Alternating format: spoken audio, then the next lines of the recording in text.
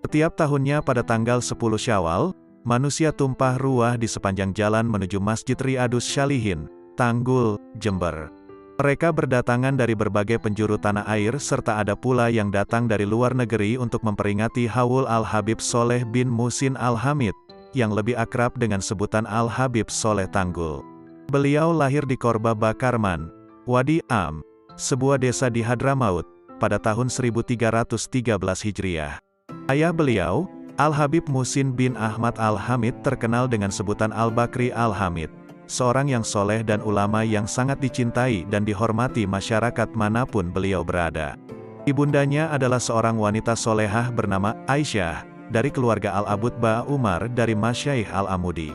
Beliau mulai mempelajari Al-Quran dari seorang guru yang bernama As-Syekh Said Bamudij, di Wadi Am, yang dikenal sebagai seorang yang soleh yang tiada henti-hentinya berzikir kepada Allah. Sedangkan ilmu fikih dan tasawuf beliau pelajari dari ayah beliau sendiri Al-Habib Muhsin bin Ahmad Al-Hamid. Pada usia 26 tahun, bertepatan pada ke-6 tahun 1921 Masehi, Al-Habib Soleh meninggalkan Hadramaut dan hijrah menuju Indonesia. Beliau ditemani oleh Syekh Fadli Soleh Salim bin Ahmad Al-Ashkari. Sesampainya di Indonesia, beliau singgah beberapa hari di Jakarta. Mendengar kedatangan Al-Habib Soleh, sepupu beliau Al-Habib Muhsin bin Abdullah Al-Hamid, meminta Al-Habib Soleh untuk singgah di kediamannya di kota Lumajang. Lalu Al-Habib Soleh pun tinggal sementara di Lumajang. Setelah menetap beberapa waktu, kemudian beliau pindah ke Tanggul, Jember. Dan akhirnya beliau menetap di Tanggul, hingga akhir hayat beliau. Suatu ketika, datanglah ilham Rabbaniyah kepada beliau untuk melakukan uzlah. Untuk mengasingkan diri dari gemerlap duniawi dan godaannya, menghadap dan bertawajuh kepada kebesaran Sang Pencipta. Dalam halwatnya, beliau senantiasa mengisi waktu-waktunya dengan membaca Al-Quran, bersalawat dan berzikir mengagungkan asma Allah. Dan hal itu berlangsung selama lebih dari 3 tahun. Hingga pada suatu saat dalam halwatnya, beliau didatangi oleh guru beliau, Al-Imam Al-Qutub Al-Habib Abu Bakar bin Muhammad As-Sakof, dalam cahaya yang bersinar terang. Selanjutnya Al-Habib Abu Bakar mengajak beliau keluar dari halwatnya, lalu memerintahkan Al-Habib Soleh untuk datang ke kediamannya di kota Gresik.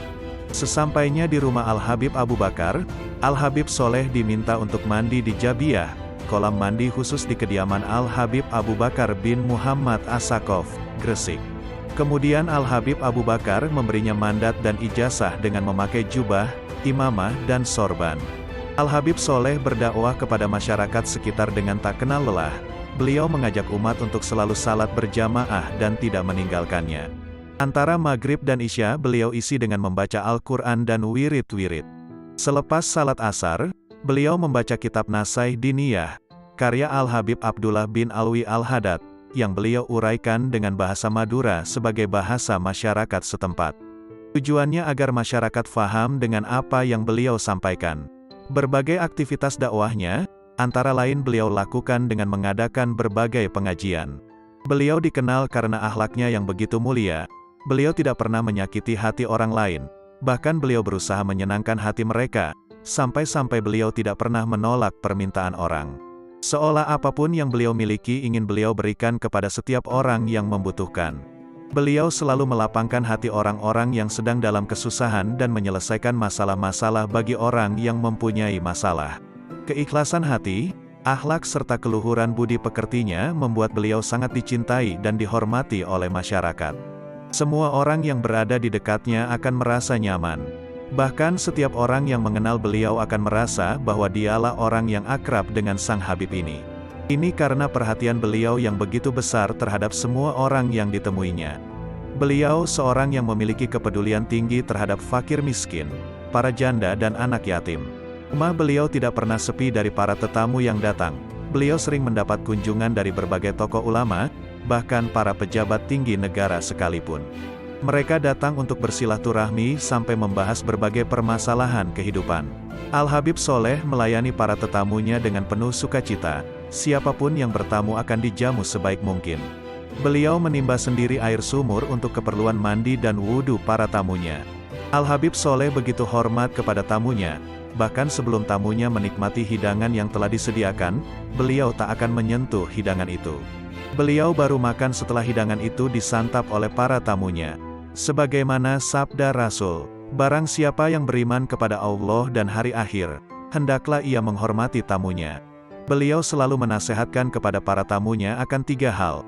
Pertama, pentingnya menjalankan salat 5 waktu dan ancaman bagi siapa yang meninggalkannya. Kedua, besarnya kedudukan orang tua dan kewajiban berbakti kepada keduanya, serta ancaman bagi siapa yang mendurhakainya. Ketiga, pentingnya menjaga hubungan silaturahmi. Beliau menegaskan bahwa orang yang menjaga hubungan silaturahmi dengan baik, maka Allah akan memanjangkan usianya, mempermudah urusannya dan memperbanyak rizkinya. Berikut akan diuraikan 8 kisah karomah Habib Soleh Tanggul.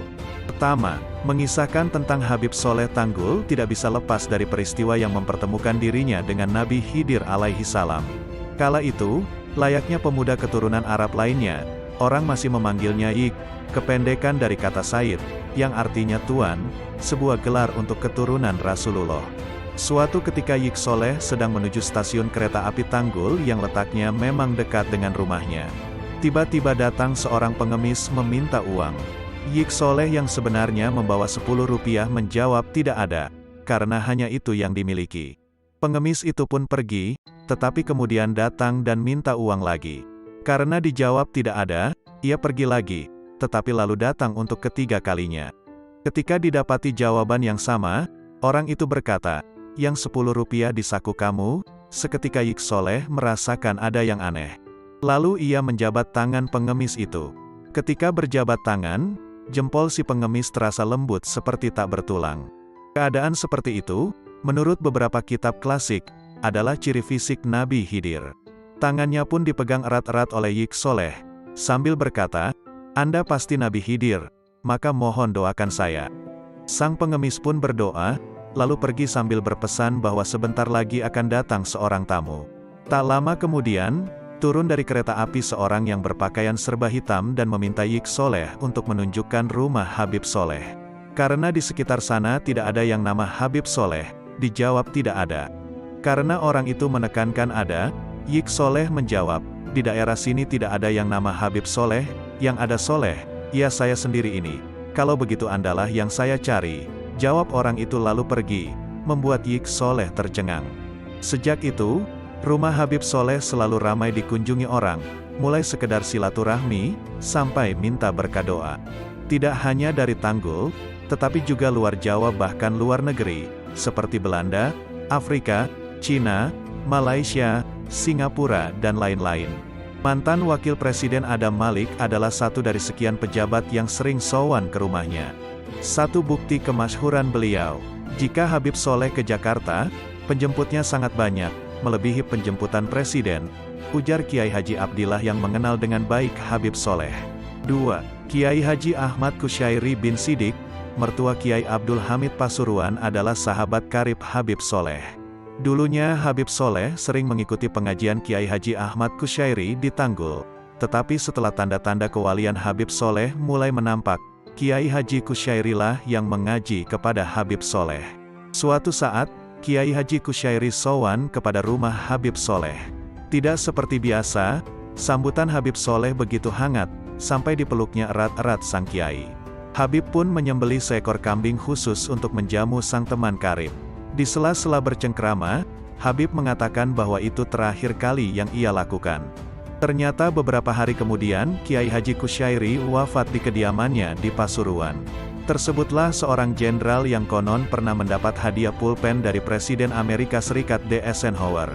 Suatu ketika pulpen itu raib saat dibawa ajudannya ke pasar, kecopetan. Karuan saja sang ajudan kalang kabut kehilangan barang yang sangat dicintai oleh sang jenderal dan takut mendapat hukuman, sehingga disarankan oleh seorang kenalannya agar minta tolong ke Habib Soleh. Sampai di sana, Habib menyuruhnya mencari ke pasar Tanggul. Sekalipun aneh, Dituruti saja, dan ternyata pulpen itu tidak ditemukan. Habib menyuruh lagi-lagi tidak ditemukan. Karena memaksa, Habib masuk ke dalam kamarnya, dan tak lama kemudian keluar dengan menjulurkan sebuah pulpen. Apa seperti ini pulpen itu? Sang ajudan tertegun. Karena ternyata itulah pulpen sang jenderal yang sudah pindah ke genggaman pencopet. Nama Habib Soleh kian terkenal dan harum.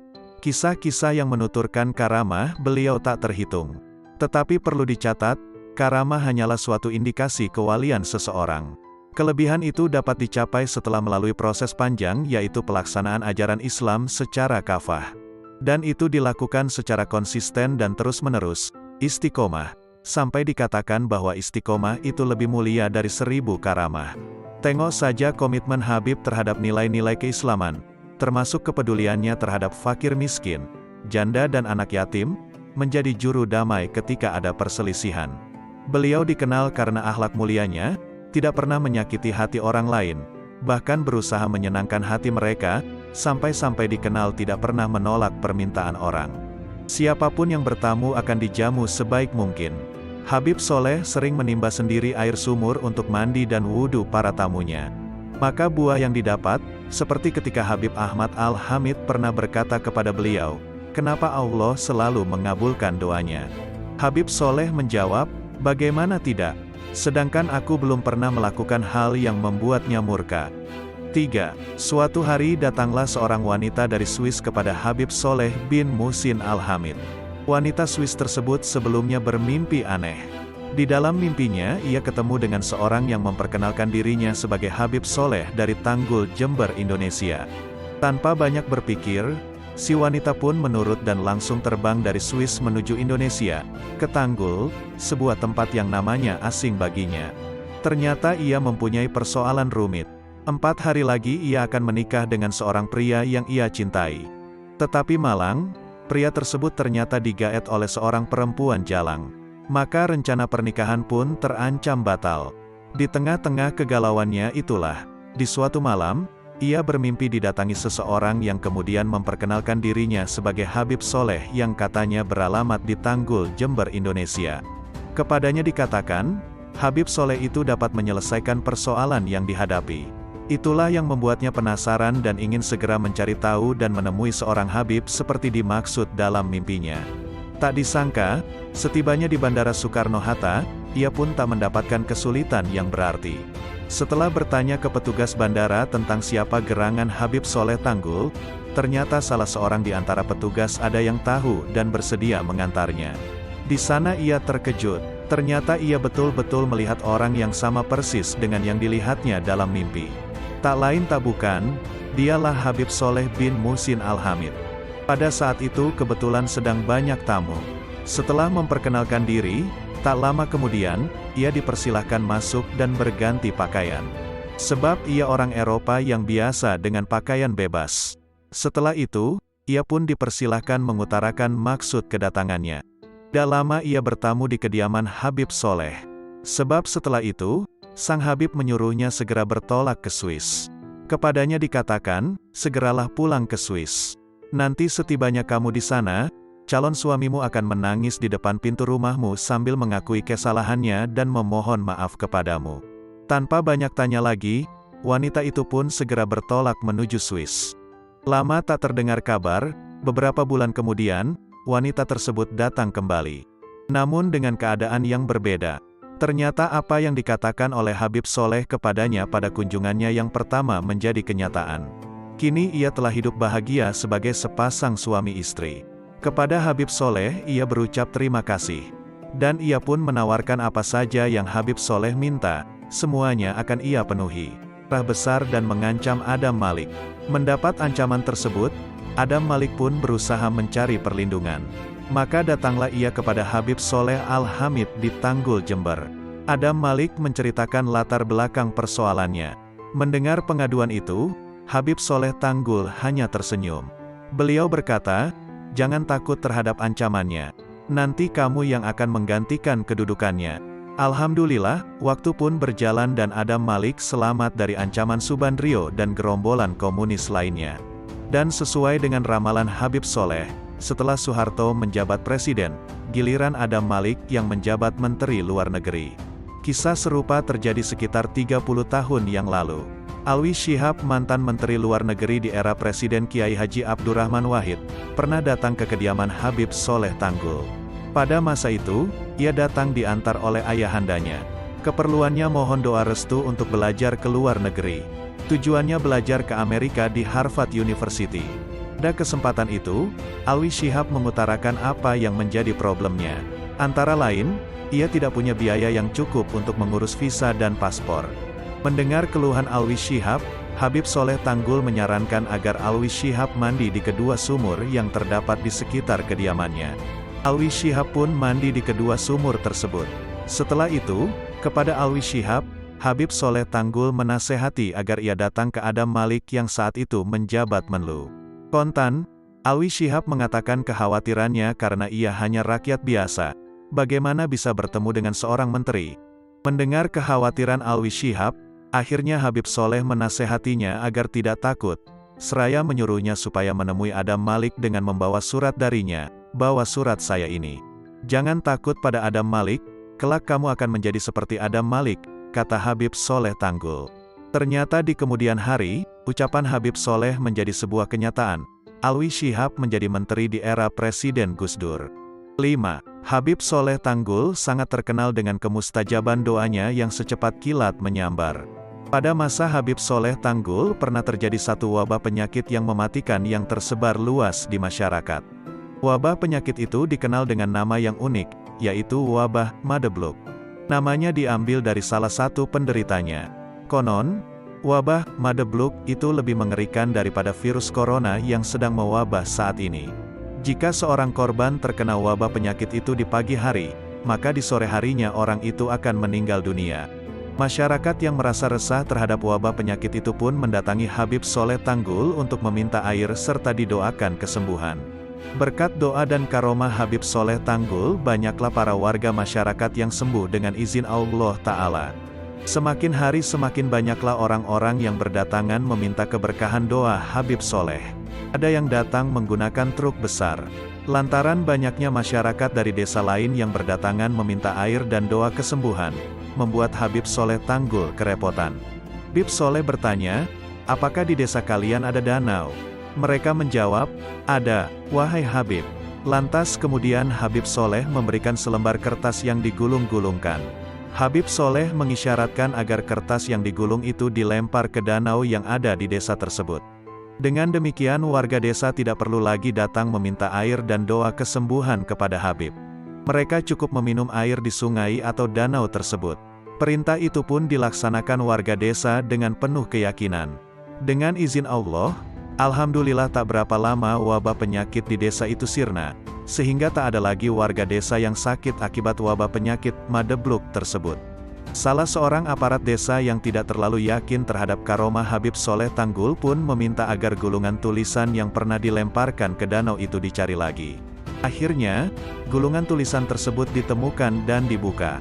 Mereka merasa penasaran apa yang dituliskan Habib Soleh pada kertas itu, sehingga begitu mujarab mengobati wabah penyakit yang mematikan itu. Setelah dibuka, isinya bukan wafak atau rajah yang lazimnya dituliskan oleh para ulama. Betapa terperanjatnya orang-orang yang mengetahui isi gulingan tulisan itu yang ternyata hanya tulisan tangan Habib Soleh Tanggul yang bertuliskan dalam bahasa Indonesia, "Selamat tinggal Madebluk." Masya Allah, memang ini kisah yang unik sekaligus sulit dinalar dengan logika manusia, namun begitulah faktanya terjadi. 6. Habib Soleh bin Muhsin Al-Hamid, Tanggul, dikenal luas dengan berbagai kisah karomah yang sangat melimpah dari Allah Subhanahu wa Ta'ala. Di antara yang terkenal karomahnya beliau adalah doanya beliau mustajab yang tidak pernah ditolak oleh Allah Subhanahu wa Ta'ala. Jika beliau berdoa sebelum kedua telapak tangan beliau diturunkan, doa beliau sudah dikabulkan oleh Allah Subhanahu wa Ta'ala secepat petir menyambar.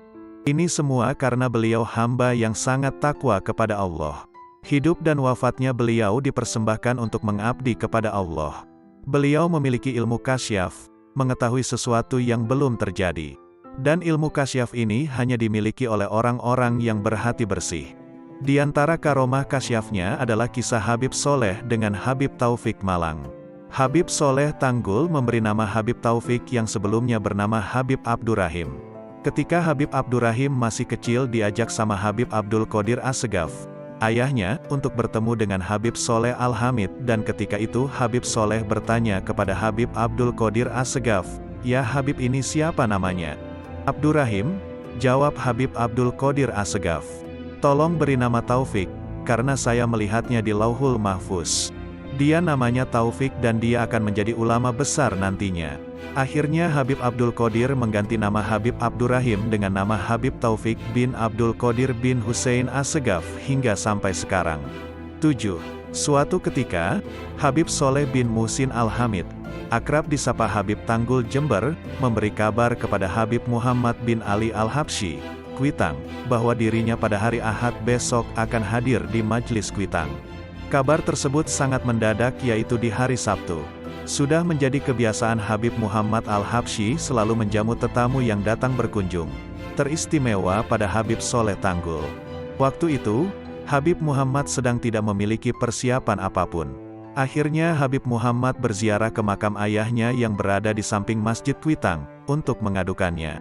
"Ya Walid, besok Ahad akan ada tamu yaitu Habib Soleh dari Tanggul.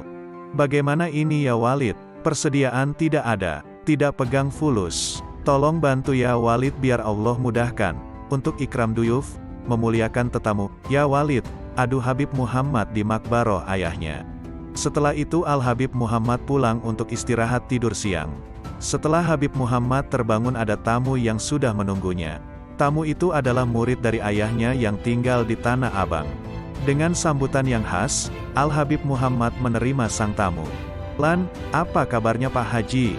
Dari mana saja, tumben Sabtu kesini, ada yang bisa saya bantu?" tanya Habib Muhammad saat tahu tamunya adalah murid dari sang ayah. "Maaf ya Habib, ganggu istirahatnya. Ini saya antar kambing dari rumah buat Habib," jawab tamu tersebut. Tercenganglah Habib Muhammad sejenak, dan langsung berkata, "Ajib. Masya Allah ente tahu aja Ji." Sambil mengikat kambing di pekarangan tamu itu berkata, "Ini yang suruh abahnya Habib, tadi saya lagi tidur, Habib Ali datang dalam mimpi saya sambil bilang begini, 'Ji, itu kambing yang di belakang ente anterin ke anak saya Muhammad di Kuitang. Dia lagi perlu kambing buat menjamu Habib Soleh dari Tanggul. Lekas ya Ji, kasihan anak saya lagi bingung cari buat jamuan besok.' Dapat mimpi begitu saya langsung bangun Bib, langsung saja saya bawa ini kambing ke sini." Habib Muhammad seraya geleng kepala terkagum-kagum berkata, "Masya Allah, rekes sudah, syukron ya Ji." Esoknya di hari Ahad, Minggu, pagi, Habib Muhammad memimpin pengajian rutin di Kuitang. Tamu yang ditunggu-tunggu pun tiba. Singkat cerita, setelah pengajian selesai Habib Muhammad mempersilakan Habib Soleh untuk ke kamar yang sudah dipersiapkan. Segala bentuk makanan pun dikeluarkan, termasuk nasi kebuli spesial dengan lauk daging kambingnya. Sebelum memakannya, Habib Soleh bertanya kepada Habib Muhammad sambil memegang laham, "Daging kambing yang sudah digoreng, ya Habib Muhammad, dari mana ini? Aromanya sungguh menakjubkan, tidak seperti biasanya. Kemarin ada Pak Haji kirim ini kemari ya Habib." Jawab Habib Muhammad, "Bukan, ini hadiah dari Ahlul Barzak, ya Habib Muhammad. Ayo bismillah kita makan," kata Habib Soleh. Sambil tersenyum, Habib Muhammad mempersilakan para tamu termasuk Habib Soleh untuk menikmati hidangan dan berkata, "Apa sih yang Habib Soleh gak tahu? Jangan-jangan, malah sudah janjian dengan Walid Ali." 8. Ada orang kaya di Surabaya punya anak gagus sudah berobat sampai ke Jepang dan lainnya, tetapi tidak sembuh-sembuh. Orang ini dikenal benci kepada golongan habaib. Suatu hari karena sudah lelah mengobati anaknya tapi tidak ada hasil, tiba-tiba kawannya menyarankan untuk mendatangi Al-Habib Soleh mohon doa agar anaknya diberikan kesembuhan oleh Allah Subhanahu wa Ta'ala melalui perantara Al-Habib Soleh. Akhirnya walau orang kaya tersebut benci kepada habaib, mau tidak mau demi sang anak, ia pun pergi juga ke Tanggul Jember menemui Habib Soleh. Sesampainya di kediaman Al-Habib Soleh, diceritakanlah oleh sang bapak kalau punya anak gagu, bisu, sudah berobat ke Jepang, dan lain-lain namun tetap saja tak sembuh-sembuh. Mendengar hal tersebut, Habib Soleh berkata kepada anak tersebut, "Ya Walad, hai anak laki-laki, tirulah suara ayam berkokok, Maka sang anak menirukan suara ayam berkokok, lalu Al-Habib Soleh berkata lagi, "Ya walad, tirulah suara ayam jago berkeruyuk." Anak itu meniru suara ayam berkeruyuk. Kemudian anak itu spontan langsung bisa berbicara layaknya seperti anak kecil lainnya. Betapa gembira dan senangnya sang ayah anaknya sembuh dengan izin Allah Subhanahu wa Ta'ala, berkat wasilah Al-Habib Soleh. Mulai detik itu si orang kaya itu yang tadinya dikenal benci dengan Habaib, berubah total menjadi pecinta berat Al-Habib Soleh. Ini yang selalu Al-Habib Soleh katakan, "Doaku lebih cepat dari kilat yang menyambar." Lalu ada seseorang yang bertanya kepada beliau, kenapa Allah Subhanahu wa Ta'ala selalu mengabulkan doanya Habib? Al-Habib Soleh menjawab, bagaimana tidak? Sedangkan aku belum pernah melakukan hal yang membuatnya murka.